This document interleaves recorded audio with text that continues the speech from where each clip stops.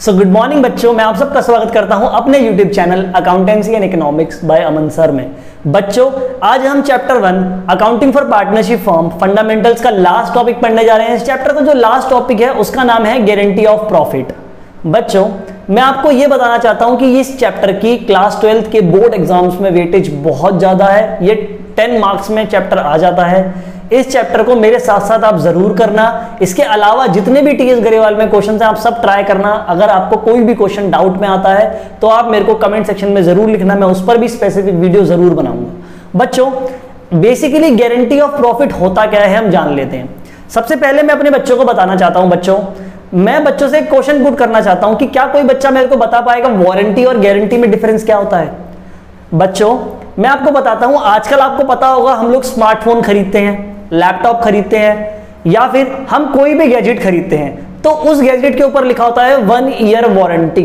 Warranty का मतलब होता है कि 1 साल तक आपको उस सामान को ठीक करके दिया जाएगा या उस सामान को रिप्लेस करके दिया जाएगा। जो गारंटी होती है बच्चों वो लाइफ टाइम की होती है और गारंटी मोस्टली स्टील के बर्तनों पे दी जाती थी, वो भी बहुत पहले दी जाती थी। अब किसी भी इलेक्ट्रॉनिक गैजेट पे गारंटी नहीं मिलती है। तो आई होप आपको समझ आ गया होगा, वारंटी एक स्पेसिफिक पीरियड के लिए होती है और गारंटी बेसिकली लाइफ टाइम के लिए होती है। गारंटी ऑफ प्रॉफिट का मतलब है, हम अज्यूम करते हैं कि अमन और अहान 2 पार्टनर्स हैं।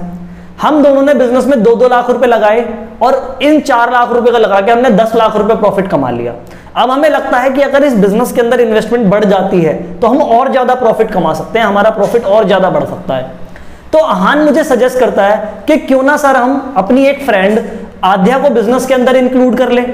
अगर हम आध्या को इंक्लूड कर लेंगे हमारी कैपिटल बढ़ जाएगी और कैपिटल बढ़ने से बिजनेस का प्रॉफिट भी बढ़ जाएगा। अब अहान और अमन जाते हैं आध्या के पास कि आध्या जी आप हमारे बिजनेस में पैसा इन्वेस्ट कर दो। आध्या कहती है मैं आपके बिजनेस में बिल्कुल भी इंटरेस्टेड नहीं हूं, मेरे को आपके बिजनेस में पैसा लगाना ही नहीं है, मेरे को रिस्क ही नहीं लेना, आप मेरे पीछे मत पड़ो। तो हम आध्या के सामने एक ऑफर रखते हैं कि हम आपको गारंटी देते हैं कि आपको 80,000 रुपए का प्रॉफिट हर साल का मिलेगा ही मिलेगा। चाहे बिजनेस को लॉस हो रहा हो, चाहे बिजनेस प्रॉफिटेबल नहीं हो, तब भी आपके 80,000 रुपए फिक्स्ड हैं। ये गारंटी बेसिकली अमन और अहान ने इक्वली दी है। कल को उसके 80,000 रुपए में उसको सिर्फ 60,000 रुपए का ही प्रॉफिट होता है। उसके प्रॉफिट की जो हमने गारंटी दी थी 80,000 रुपए, उसमें 20,000 रुपए की कमी है। तो ये 20,000 रुपए अहान और अमन इक्वली पे कर देंगे क्योंकि हमने गारंटी दी थी। गारंटी ऑफ प्रॉफिट के अंदर बच्चों एक पार्टनर को गारंटी दी जाती है कि आपको ये फिक्स्ड अमाउंट पे करा जाएगा और जो भी गारंटी देता है उस पर्टिकुलर पर्सन के प्रॉफिट में से, उस पर्टिकुलर पर्सन के अमाउंट में से ये चीज माइनस करी जाती है। तो बच्चों इस टॉपिक को मैं आपको क्वेश्चन से समझाने जा रहा हूं। हम ए, बी और डी पार्टनर हैं, इनकी कैपिटल दे रखी है 8 लाख रुपए ए की, 6 लाख रुपए बी की और 4 लाख रुपए डी की दे रखी है। बच्चों ये कहता है पार्टनर्स को 6% पर एनम का बच्चों इंटरेस्ट ऑन कैपिटल मिल रहा है, ये इंटरेस्ट ऑन कैपिटल है। सैलरी मिल रही है बी को बच्चों 4,000 रुपए पर मंथ। हम एनुअल बेस पे क्वेश्चन करते हैं तो हम इसे 4,000 को इंटू कर देंगे बच्चों 12 से, ये हो जाता है 12 चौक 48,000 रुपए। इसके बाद बच्चों डी की सैलरी दे रखी है 6,000 रुपए पर क्वार्टर, ये हो जाती है 6,000। एक साल में क्वार्टर होते हैं बच्चों 4, तो इंटू 4 कर देंगे, ये 24,000 रुपीज बेसिकली डी की सैलरी हो जाती है।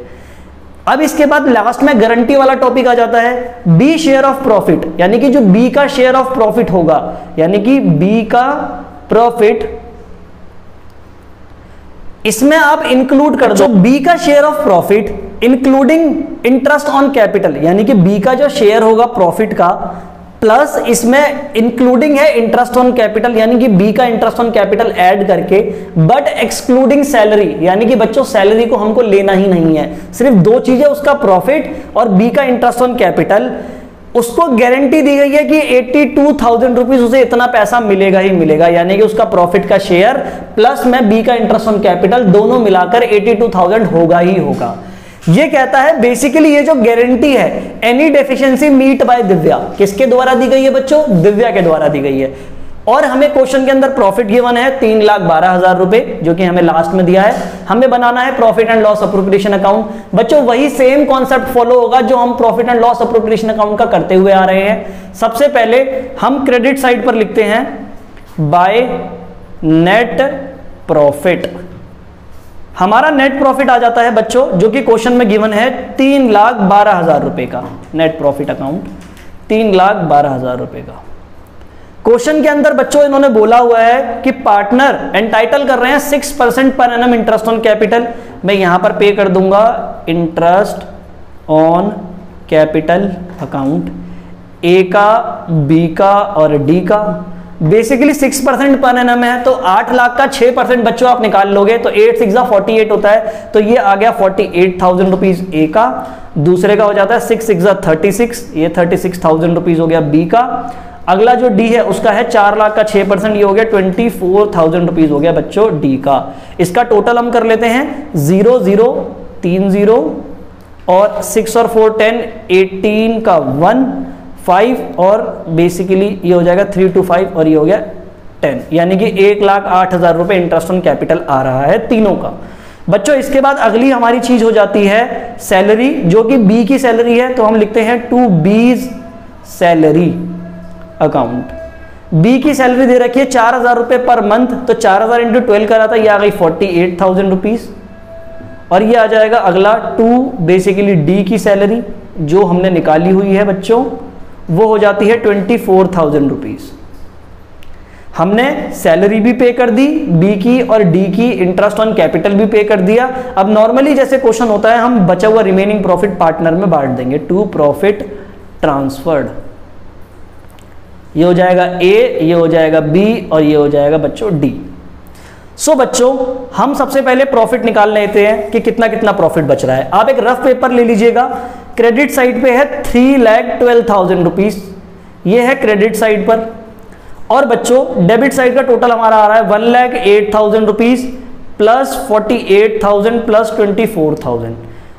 8 और 8 16, 4 का 20, 4 2 6 और 2 8, यानी कि 1,80,000 रुपीज हमारा आ गया डेबिट साइड का टोटल।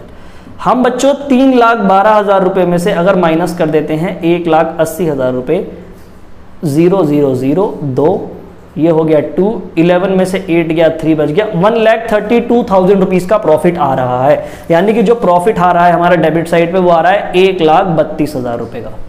बच्चों क्वेश्चन के अंदर प्रॉफिट शेयरिंग रेशियो गिवन है 3:2:1, तो ये 1,32,000 रुपए तीनों पार्टनर्स को 3:2:1 में मिल जाएंगे।